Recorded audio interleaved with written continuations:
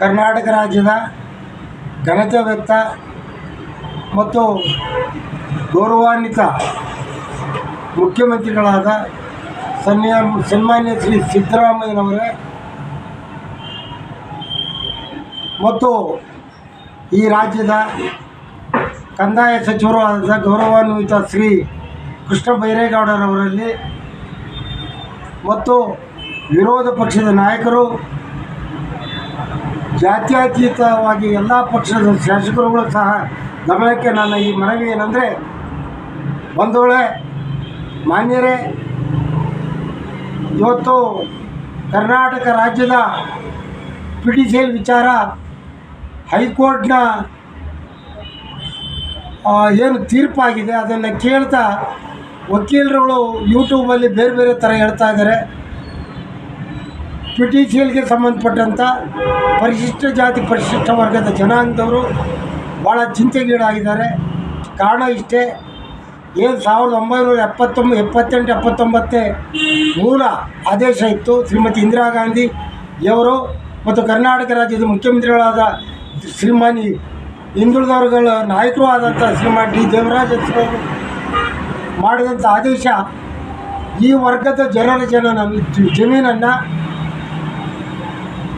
ಎಂದು ಸರ್ಕಾರ ಇವರಿಗೆ ಜಮೀನನ್ನು ಕೊಡುತ್ತೆ ಅವತ್ತಿನಿಂದಲೂ ಸಹ ಮಾರಾಟ ಮಾಡಿದರೆ ಕಾಲಮಿತಿ ಇಲ್ಲದೆ ಅರ್ಜಿ ಹಾಕಿಕೊಳ್ಬೋದು ಅಂತ ಹೇಳಿತ್ತು. ಆ ಆದೇಶದಿಂದ ಅನೇಕ ಜನ ಭೂರಹಿತರು ಸ್ಥಗಿತರಾಗಲಿಕ್ಕೆ ಹೋದಂಥ ಸಂದರ್ಭದಲ್ಲಿ ಸುಪ್ರೀಂ ಕೋರ್ಟ್ ಡೈರೆಕ್ಷನ್ ಇದ್ದರೂ ಸಹ ಮತ್ತು ಕೆಲವೊಂದು ಕಾನೂನುಗಳನ್ನು ತಿದ್ದುಪಡಿ ಮಾಡಿ ಉಚ್ಚ ನ್ಯಾಯಾಲಯದಲ್ಲಿ 12 ವರ್ಷಗಳ ಕಾಲ ಮಿತಿಯನ್ನು ನಿಗದಿ ಮಾಡಿದೆ ಅಂತ ಹೇಳಿರ್ತಕ್ಕಂಥದ್ದು ಇದು ನಿಜವಾದ ವಿಷಾದನೀಯ. ಗೌರವಾನ್ವಿತ ಮಾನ್ಯ ಉಚ್ಚ ನ್ಯಾಯಾಧೀಶರಲ್ಲಿಯೂ ನನ್ನ ಮನವಿ ಮತ್ತು ಈ ಸರ್ಕಾರದ ಮುಖ್ಯಸ್ಥರಾದ ಗೌರವಾನ್ವಿತ ಹಿಂದುಳಿದ ವರ್ಗದ ದಲಿತರ ದಮನಿತರ ನಾಯಕರು ಆದ ಶ್ರೀಮಂತ ಸಿದ್ದರಾಮಯ್ಯನವರು ಮತ್ತು ಅರ್ಥಪೂರ್ಣ ರೈತರ ಮಗನಾದಂಥ ವಿದೇಶ ವಿದ್ಯಾಭ್ಯಾಸದ ಅರಿವಿದ್ರೂ ಸಹ ಗ್ರಾಮೀಣ ಸೊಗಡಿನ ಪರಿಸ್ಥಿತಿಯನ್ನು ಅರ್ಥ ಮಾಡಿಕೊಂಡಿರ್ತಕ್ಕಂಥ ಸನ್ಮಾನ್ಯ ಶ್ರೀ ಕೃಷ್ಣ ಬೈರೇಗೌಡರು ಕಳೆದ ವಿಧಾನಸಭೆಯಲ್ಲಿ ಈ ವಿಚಾರವನ್ನು ಏನು ಹಳೆಯ ಆದೇಶ ಇತ್ತು ಎಂದೆಂದಿಗೂ ಕಾಲಮಿತಿ ಇಲ್ಲ ಅಂತ ಅದೇ ಕಾಲಮಿತಿಯನ್ನು ನಿಗದಿಗೊಳಿಸಿ ಈ ಜಮೀನನ್ನು ಪರಬಾರೆ ಮಾಡಲಿಕ್ಕೆ ಸರ್ಕಾರದ ಪೂರ್ವಾನುಮತಿ ಬೇಕು. ಪೂರ್ವಾನುಮತಿ ಇಲ್ಲದೆ ಯಾವ ಜಮೀನುಗಳನ್ನು ತಗೋಬಾರ್ದು ಅಂತ ಹೇಳಿರ್ತಕ್ಕಂಥದ್ದು ಸ್ಪಷ್ಟವಾಗಿದೆ.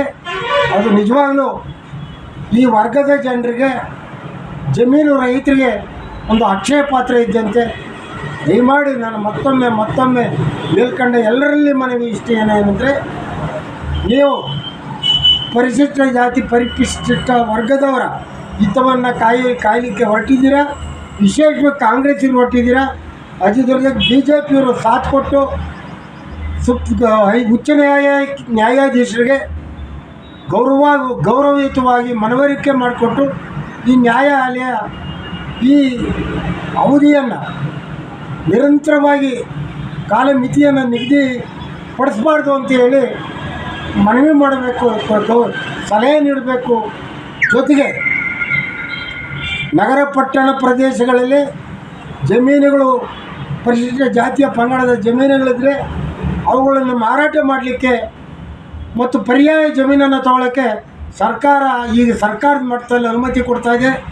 ಅದರಿಂದ ಭಾಳ ತೊಂದರೆಯಾಗಿರುತ್ತೆ. ಅದರಿಂದ ಪರಿಶಿಷ್ಟ ಜಾತಿ ಪರಿಶಿಷ್ಟ ವರ್ಗದವರು ಹೇಗಂದ್ರೆ ಕಮ್ಮಿ ದರದಲ್ಲಿ ಜಮೀನನ್ನು ಕಳ್ಕೊಳ್ಳೋಂಥ ಪರಿಸ್ಥಿತಿ ನಿರ್ಮಾಣ ಆಗಿದೆ. ಕಾರಣಾಂತರ ಇಷ್ಟೇ, ಸರ್ಕಾರದ ಮಟ್ಟದಲ್ಲಿ ಪೂರ್ವಾನುಮತಿ ತರೋದು ಭಾಳಷ್ಟು ಕಷ್ಟ ಇದೆ. ಆರ್ಥಿಕವಾಗಿಯೂ ಸಮಯವೂ ಬೇಕಾಗ್ತದೆ. ಆದ್ದರಿಂದ ಜಿಲ್ಲಾಧಿಕಾರಿಗಳ ಹಂತದಲ್ಲೇ ಈ ಪೂರ್ವಾನುಮತಿಯನ್ನು ಕೊಡಲಿಕ್ಕೆ ಸರ್ಕಾರ ಒಂದು ಕಠಿಣವಾದ ನಿಲುವನ್ನು ತೆಗೆದುಕೊಂಡು ಆದೇಶಿಸಬೇಕು. ನಾನು ಗೌರವಯುತವಾಗಿ ತಮ್ಮೆಲ್ಲರಲ್ಲಿ ಮತ್ತೊಮ್ಮೆ ಪ್ರಾರ್ಥನೆ ಮಾಡ್ತಾಯಿದ್ದೇನೆ.